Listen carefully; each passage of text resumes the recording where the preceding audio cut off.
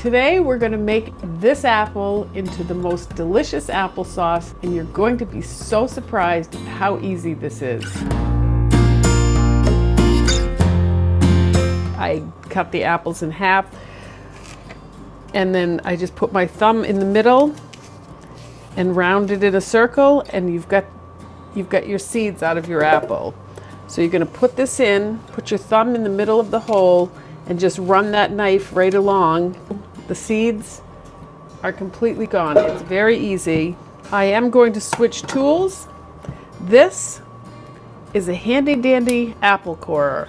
And I usually don't go in for things like this, but my dad gave this to me one year, and there's no going back. And to keep things simple, I'm just going to get all the cores out and then cut them when I put them in the pan.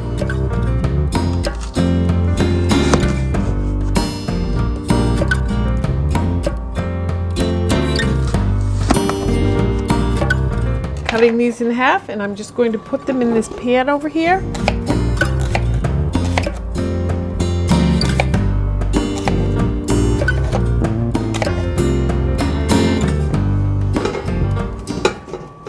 Okay, all of the apples are in here now, and I'm going to add a little bit of water at the bottom of this just to get this when it starts cooking so the apples don't burn to the bottom.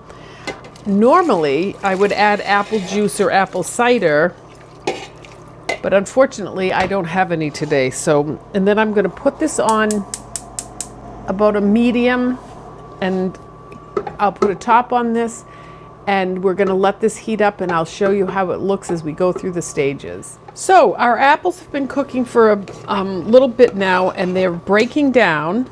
They're still not, I want them to be complete mush. They've been on for about 20 minutes. So I've turned this down to low, and I'm going to keep the top off so that some of the liquid in there can continue to evaporate. I like it to be a little bit thicker, so we're just going to let this go for another 10 minutes. So I just turned this off. I wanted to mention that I used Macintosh apples. I had about 10 pounds of them. That's what was in this batch. I use apples that have been in my refrigerator for a while that I know I'm not going to eat, but they make perfect applesauce. A variety of apples. You can use any kind of apple you want, any combination, any amount.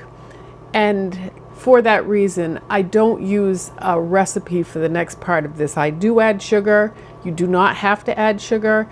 And I do add cinnamon, and you don't have to add cinnamon. It's all to taste. Okay, so this is a food mill.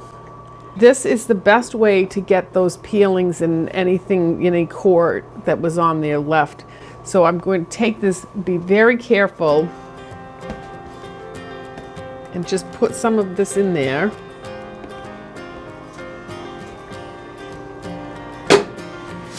And then I just start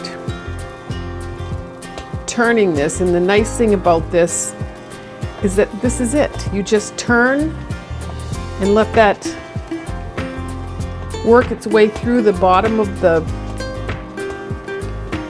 filter. And when it gets to this point, just add some more.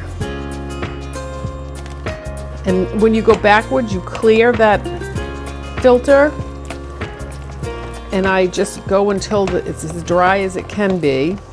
There's lots of flavor in here. And the next thing you want to do is take a scraper underneath. So that's just the bottom, and I'm just going to push all of that into the pan. So that is how easy that is. I would start with an amount this much. If you're going to put sugar in, I would start with 1/4 to 1/2 cup. And I would say that it takes, you can put, just be careful. This is probably a tablespoon to start with. And then you're just going to taste it as you go along. Just stir that in. And it depends on the apples that you're using. Sometimes if it's early in the season and you're getting some of those really fresh apples, it requires a little bit more.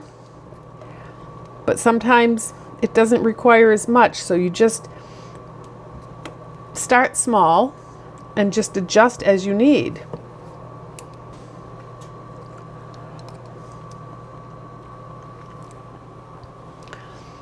Now, I think that's just about perfect. It's got a little tang.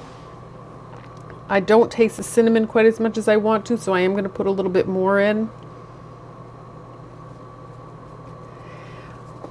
And we'll just stir that in. My grandmother used to make this, and instead of using cinnamon, she would use those little red heart candies and put them in while it was really hot. And so hers would be red with the cinnamon taste, but I like using I like this better. And at this point, you can play with it. Sometimes I put a squirt of lemon in, a little dash of salt, and in fact, I may put a little bit of a pinch of salt in that. It elevates that flavor.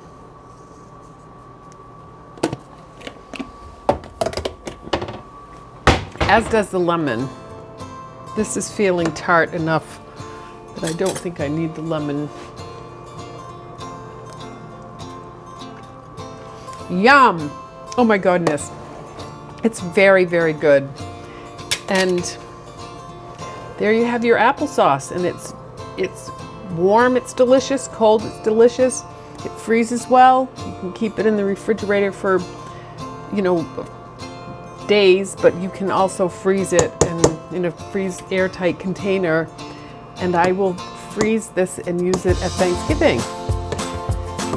And there's your applesauce. Easy peasy.